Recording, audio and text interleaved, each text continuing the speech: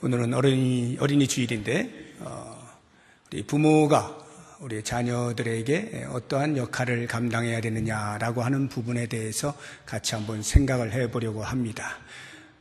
그 가운데서 특별히 성경의 인물을 하나 들어서 그 인물의 부모님을 조명해 보면서 우리가 한번 도전을 받기를 원하는데, 그 인물의 부모는 모세입니다. 모세의 부모, 여러분이 아시는 대로 아므람과 요게벳입니다.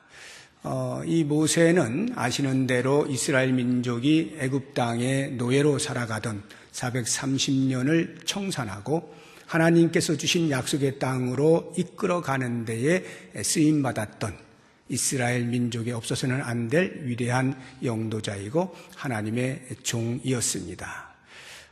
이 모세가 태어나기 전에 이미 아므람과 요게벳 사이에는 누나인 미리암과 형인 아론이 있었습니다. 아론은 모세보다 3살이 많고요. 미리암은 정확한 나이는 알 수 없지만 대략 한 12, 서너 살 정도 이미 이렇게 자란 소녀라고 하는 것을 우리가 추정할 수가 있습니다. 그러한 가정에 모세가 태어나게 되었는데요. 이 모세를 길러내는 그 부모를 우리가 오늘 같이 말씀을 통하여 살펴보면서 우리에게 주신 자녀들을 어떻게 양육할까 한번 생각을 해봤으면 좋겠습니다. 물론 이 자리에는 아직 부모가 안 되신 분들이 계실 것입니다. 또는 이미 훌쩍 다 자라버린 그런 장성한 자녀들만 있는 경우도 있을 것입니다. 그러나 그런 것과 관계없이 우리가 보편적으로 하나님의 교회에서 가족 공동체로서 우리 자녀들을 바라볼 때 부모된 심정으로 어떻게 그들을 지도하고 가르칠까, 이렇게 생각하셔도 좋고, 이제 가족이 있으신 분들, 자녀가 있으신 분들은 오늘 말씀을 깊이 묵상하시면서 우리의 가정에 한번 적용해 볼 수 있는 그런 시간이 되었으면 좋겠습니다. 제가 크게 3가지 부모의 역할을 말씀드리겠습니다. 첫 번째는 자녀의 마음에 심겨진 하나님의 계획을 보라 하는 것입니다. 이것이 부모의 중요한 역할입니다. 오늘 말씀 2절을 보시게 되면 그 여자가 임신하여 아들을 낳으니 그가 잘생긴 것을 보고, 모세가 잘생겼대요. 여기 잘생겼다는 것은 우리가 흔히 아이고 요놈 참 예쁘다, 잘생겼다 라고 말하는 외관상 볼 때 귀엽고 똘망똘망하고 이목구비가 뚜렷하고 꼭 그런 것만을 말하는 것은 아닙니다. 물론 그것도 어느 정도는 포함이 되겠죠. 범상치 않아 보이는 그런 얼굴이 있죠.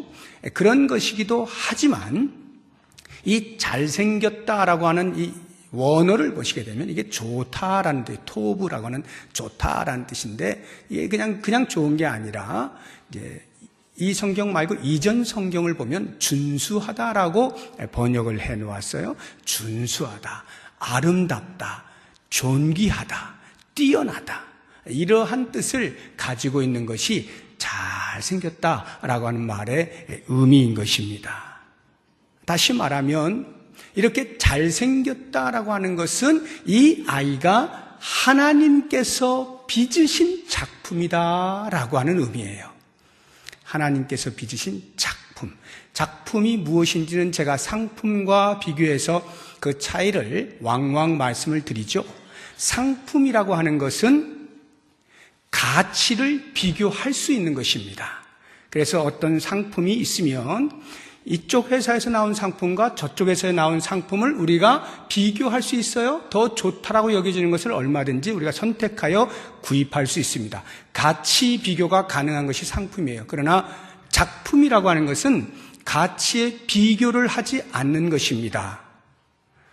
두 작품이 있을 때 각각의 작품은 각각의 고유한 가치를 갖지, 두 개를 비교해서 어느 것이 더 가치 있어 라고 말하지 않습니다. 작품이 상품화될 때는 그렇게 가치 비교가 돼요. 그러나 작품으로 남아있을 때는 그렇게 하지 않습니다. 우리가 하나님의 작품이라 말을 할 때는 우리의 자녀들이 하나님의 형상대로 지음받은 고유한 존재의 가치를 갖는다라고 하는 것이고, 그 아이에게 하나님께서 목적을 심어주셨으니 또한 존귀한 존재다라고 하는 의미인 것입니다. 어쩌다가 태어난 아기는 없는 거예요. 그런데 오늘날 우리 사회에서, 뉴스에서 쉽게 들려오는 소리들이 아이를 유기했다든가 아니면 학대했다든가 아니면 심지어는 살해를 하는 이러한 일들이 부모로부터 있는 것을 우리가 듣지 않습니까? 참으로 안타까운 시대가 아닐 수 없습니다. 그 사람들은 아마도 그 아이를 보면서 내 인생에 또는 부모, 우리 인생에 방해가 된다, 그렇게 여기는지 모르겠어요. 그런 사람은 하나님의 눈으로 보는 믿음이 없는 거죠. 적어도 하나님의 사람, 신자라고 한다면 우리에게 선물로 주신 그 자녀를 바라볼 때 하나님의 작품에 대한 인식을 할 수 있어야 돼요.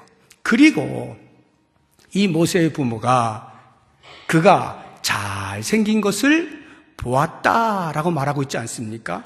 이게 보았다는 것은 그냥 우리의 두 눈이 있으니까 이렇게 봤다, 사물을 인식했다, 이런 의미가 아니고요. 알다, 생각하다, 깨닫다, 이런 의미가 담겨 있는 게 이게 보았다라고 하는 말입니다. 그러니까 하나님의 작품이라고 하는 것, 이 자녀가 하나님의 성품을 따라서 하나님의 형상에 따라서 빚어진 하나님의 고유한 가치를 가진 작품이다라고 하는 인식이 그냥 보편적이거나 막연한 것이 아닙니다. 그렇지, 우리가 믿는 사람이니까 하나님이 자녀를 선물로 줬지, 하나님의 자녀지, 이런 그냥 보편적 인식, 막연한 인식이 아니라 이 모세의 부모는 지금 잘생긴 것을 보았다라고 말을 할 때 아주 구체적이고 실제적이에요. 하나님께서 모세에게 심어 놓으신 그 놀라운 계획을 바라보았다는 것입니다. 인식했다라고 하는 것이에요. 그렇다고 하면 여러분, 우리가 신자로서 우리의 자녀들을 다 이렇게 길러보고 태어날 때 보고 하지 않습니까? 이렇게 모세의 부모처럼 정말로 하나님의 심어 놓으신 계획들을 다 바라봅니까? 쉽지 않죠. 쉽지 않아요. 이것은 영성과 깊은 관계가 있습니다. 자녀를 바라볼 때 부모의 영성의 정도에 따라서 자녀에게 심겨진 하나님의 계획의 선명도가 결정이 되는 것입니다.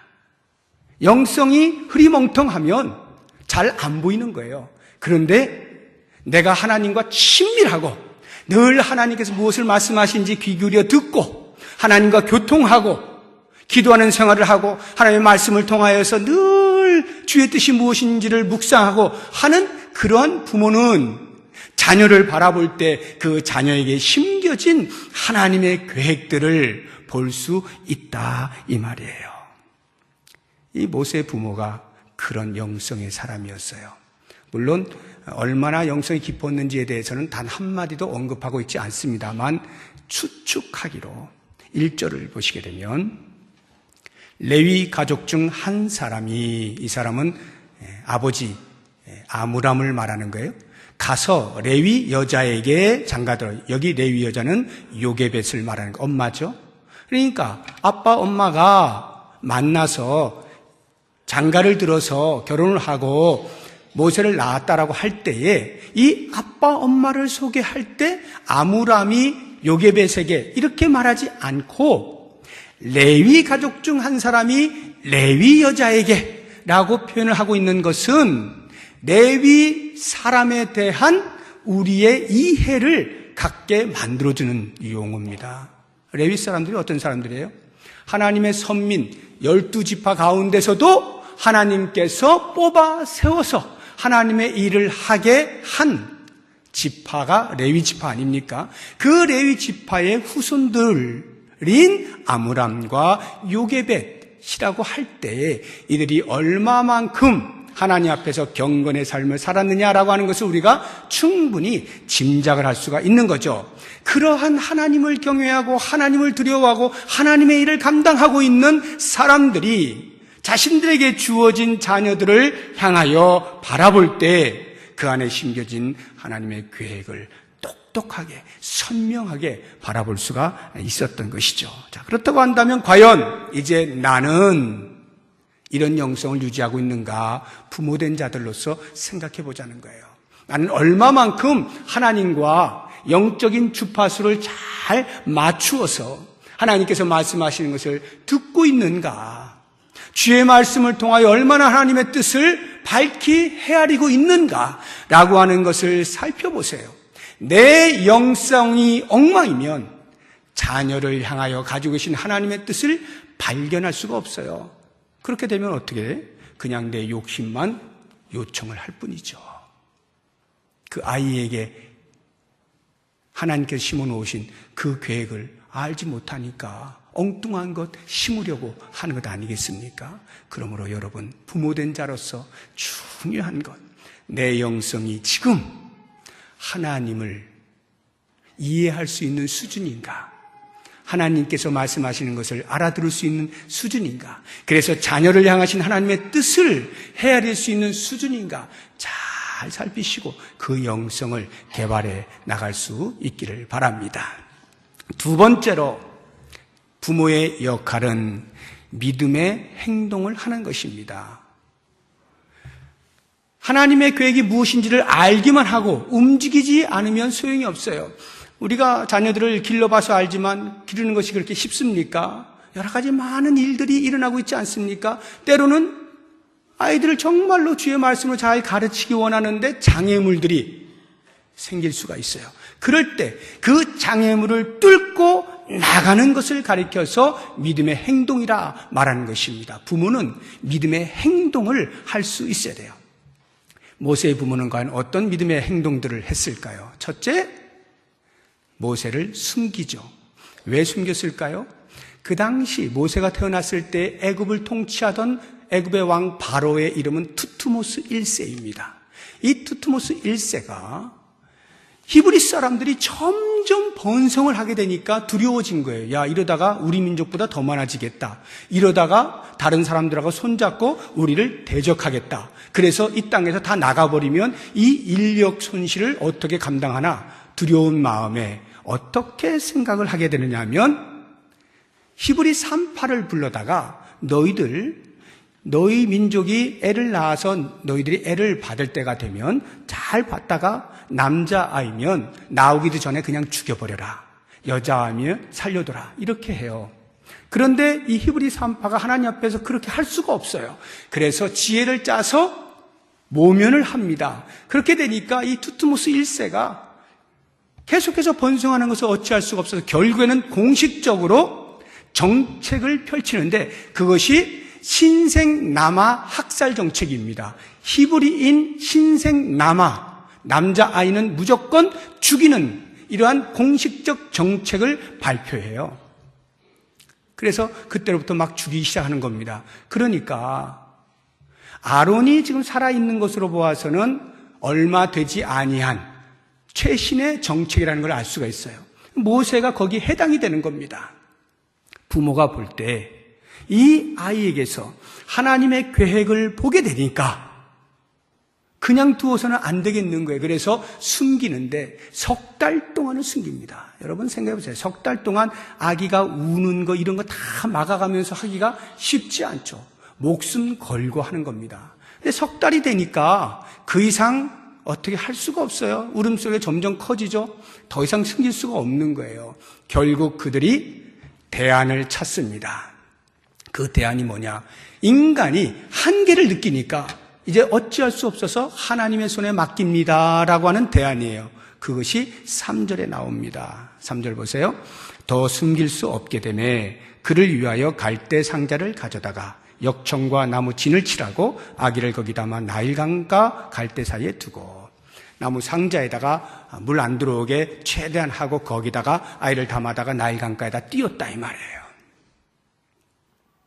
하나님의 손에 맡긴다라고 하는 행위와 그럼에도 불구하고 인간으로서 부모로서 할 수 있는 최선은 다하겠다라고 하는 행위가 함께 어우러져 있는 것이 그 아이를 갈대상자 안에 집어넣고 나일 강가에 띄우는 것이었습니다.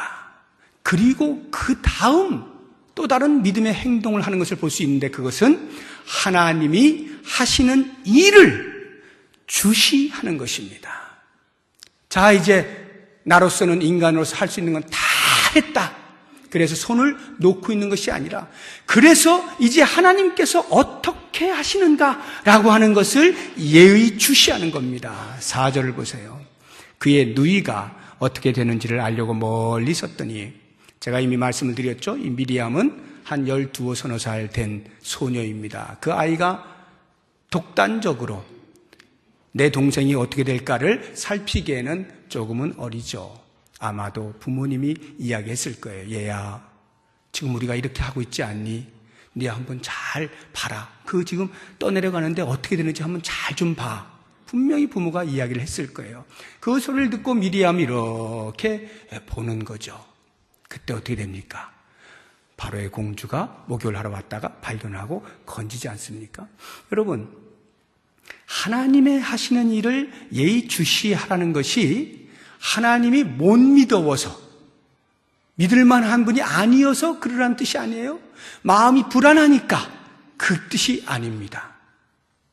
우리의 하나님의 하시는 일에 대한 다음 행동을 하기 위하여 예의주시하는 겁니다. 보세요. 미리암이 봤어요. 그러니까 바로의 공주가 건지지 않습니까? 엄청난 일이 벌어진 거죠. 미리암이 어떻게 합니까? 곧바로 달려가서 이 아이에게 젖을 물릴 유모를 찾아드리겠습니다. 히브리인 유모가 있습니다. 그래, 데리고 와. 해서 엄마를 소개하지 않습니까? 모세의 엄마, 친엄마를 소개하는 놀라운 일이 벌어지는 거예요. 하나님의 하신 일을 주시하다 보니까 그 다음 어떤 일을 행하게 될지에 대하여 내가 당황하지 않고 준비하여서 기꺼이 갈 수가 있고 그 아이를 부둥켜 안을 수가 있게 되고 교육을 시킬 수가 있게 된 거죠. 그런 면에서 부모된 자로서 자녀를 양육하면서 일어나게 될 많은 장애물들이 있지만 그러한 것들을 뚫고 나갈 만한 믿음의 행위들을 계속해서 해나가는 것, 이것이 부모의 역할이다라고 하는 것입니다. 자, 마지막 세 번째, 부모의 역할 가운데 이것이 정말로 중요한데, 그 아이를 양육할 때 그 아이의 정체성과 사명을 인식시켜 주는 것입니다. 정체성, 너는 어떤 아이다 라고 하는 것에 대한 정체성을 분명하게 알려주고, 그래서 너는 이러한 사명을 가지고 살아가야 한다라고 하는 사명감을 심어주는 것, 이것이 부모의 역할입니다. 모세의 정체성은 뭐죠? 하나님의 백성, 선민이죠. 하나님의 자녀입니다. 그가 가진 사명이 뭡니까? 하나님의 백성을 애굽에서 인도하여 약속의 땅으로 데리고 가는 것, 이것이 모세가 부여받은 사명 아니겠습니까? 모세의 부모는 그 엄마 요게벳이 모세를 바로의 공주로부터 받아서 젖을 물리면서, 그 당시에 유대인들은 대략 서너 살까지 젖을 물렸어요. 서너 살이 되기까지 계속해서 그 어린 아이에게 뭘 알아듣는다고? 너는 히브리인이야, 너는 하나님의 자녀야, 너는 하나님의 백성이야, 이스라엘 백성이야, 끊임없이 알려주는 겁니다. 그리고 너는 분명 우리 민족을 구원하는 일에 쓰임받을 사람이야. 왜요? 어떻게 알았을까요?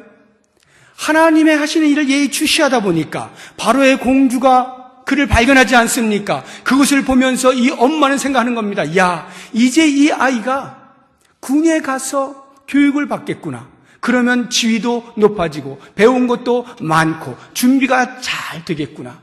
하나님께서 이렇게 하여 우리 민족을 애굽의 손에서부터 건지시려나 보다 라고 하는 확신이 들지 않았겠습니까? 그러니까 젖을 물리면서 계속 그 이야기를 해주는 것입니다. 11절 한번 보세요. 과연 모세가 그러한 부모의 교육에 영향을 받았을지. 11절, 모세가 장성한 후에 한 번은 자기 형제들에게 나가서 그들이 고되게 노동하는 것을 보더니 어떤 애굽 사람이 한 히브리 사람 곧 자기 형제를 치는 것을 본지라. 그가 나갔는데 이제 왕자로서 왕궁에 있다가 밖에 나가본 겁니다. 시찰을 하는데 자기 형제, 이게 무슨 말이에요? 한 번도 그는 자기 정체성을 잊어본 적이 없다 이 말이에요. 나는 히브리인이다. 나는 이스라엘 사람이다. 나는 선민이다. 잊어본 적이 없다는 것이죠. 근데 이 말씀 가지고는 좀 약하죠. 과연 그런가? 그런데 분명하게 우리에게 제시해주고 있는 말씀이 있어요.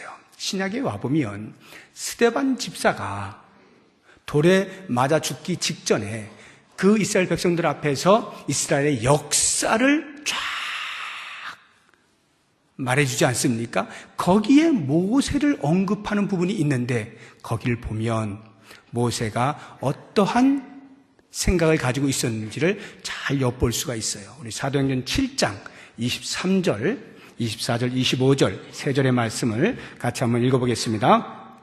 나이가 40이 되매 그 형제 이스라엘 자손을 돌볼 생각이 나더니, 보세요. 다 23절이요. 나이가 40이 되었어요. 출애굽기 2장 11절에서는 그냥 이렇게 슥 나가본 것 같잖아요. 근데 여길 보니까 나이가 40이 돼서 그 형제 이스라엘 자손을 돌봐야 되겠다라고 하는 생각을 가지고 나간 겁니다. 그 다음 한 사람이 원통한 일 당함을 보고 보호하여 압제받는 자를 위하여 원수를 갚아 애굽 사람을 쳐 죽이니라. 이건 이제 일어난 사건입니다. 25절 같이 읽어봅니다. 그는 그의 형제들이 하나님께서 자기의 손을 통하여 구원해 주시는 것을 깨달으리라고 생각하였으나 그들이 깨닫지 못하였더라. 무슨 말일까요?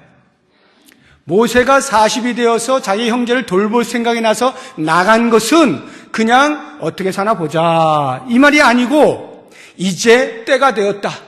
하나님께서 나에게 주신 이 사명, 내 백성을 이끌고 나갈 이 사명을 완수할 때가 되었다 하고는 정찰을 나간 겁니다. 그리고는 자기 민족 사람이 애굽 사람에 의해서 피해를 보는 것을 보고 애굽 사람을 쳤는데 뭐 죽일 생각은 없었겠죠. 워낙 힘이 세니까 죽었는지 모르겠어요. 그럴 때 모세는 생각한 겁니다. 그러한 자기의 행위를 보고 이스라엘 민족들이 이 사람이 우리를 구원할 사람이로구나 라고 알 거라고 생각했는데, 그렇지 않고 그 다음날 오히려 자기 민족 사람들에 의해서 고발을 당하고 도망을 가게 됐더라 이 말 아니겠습니까? 그러니까 모세는 이미 내가 누구이고 히브리인이고 내가 하나님의 뜻을 따라 그 거룩한 사명을 감당할 자임을 알고 있었다라고 하는 것이죠. 한번 생각을 해보세요. 서너 살에 젖을 떼고 바로의 공주손에 다시 불려가서 애굽의 왕궁에서 다 자란 그 모세가 어렸을 때 뭐 얼마나 들었다고 그것을 생각을 하겠어요. 그러면 중간중간에 누군가가 와서 그 얘기를 해줬을까요? 제가 믿기로는 이 요게벳은 젖을 물리면서 아마도 목숨을 걸고 모세야, 너는 반드시 이것을 기억해야 된다. 너가 누구이고 너가 무엇을 할 자인가? 아마도 귀에 딱지가 생기도록 끊임없이 이야기를 해주지 않았겠어요. 요게벳이 아이를 젖을 물리면서 기도하면서 하나님 이 아이를 그렇게 사용해 주십시오, 간절한 마음을 담고 아이의 마음에 각인을 시키면서 그렇게 철저하게 교육을 시키면서 그 어렸을 때 받은 교육을 잊지 아니하고 그가 자라면서 계속적으로 또 곱씹고 드디어 나이 40이 되어서 이제는 내가 그 일을 할 때가 되었다라고 여길 만큼 모세는 철저하게 그 부모에 의해서 교육을 받았던 것을 알 수가 있는 것입니다. 자, 그렇다고 한다면 이제 여러분, 우리가 한번 적용을 해보죠. 우리의 삶에서 우리의 자녀들을 향하여 너는 하나님의 자녀야, 분명한 인식을 심어주고 있습니까? 너는 하나님의 자녀야. 어쩌면 우리 부모들이 이 세상에서 요청하고 있는 모습으로 우리의 자녀를 양육하는지는 모르겠어요. 세상이 요청하는 건 뭡니까? 외모 지상주의, 실력주의 아니에요? 겉으로 어떻게 드러나는가? 겉으로 사람들이 어떻게 인정하는가? 여기에 모든 시선이 고정되어 있지 않습니까? 그러니까 요즘은 남자들까지도 성형을 주저하지 않잖아요. 회사 들어가려면 인터뷰하는데 얼굴 인상이 안 좋으면 떨어뜨리니까. 그거 붙으려면 성형을 해가면서까지라도. 아니, 그런 것 아니어도 좀 더 잘나 보이려고 하는 사람도 적지 않고요.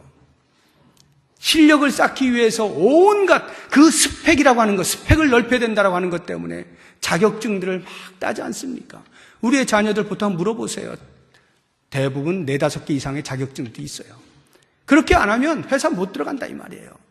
이 사회는, 이 세상은 밖으로 드러나는 것에 대하여 관심을 가져요. 그래서 그것이 얼마만큼이냐라고 하는 것으로 그 사람을 인정하는 그런 사회예요. 그러다 보니 거기에 맞게 갈 수밖에 없고 부모된 자들도 거기에 맞게 자녀를 양육할 수밖에 없다라는 생각을 하는 겁니다.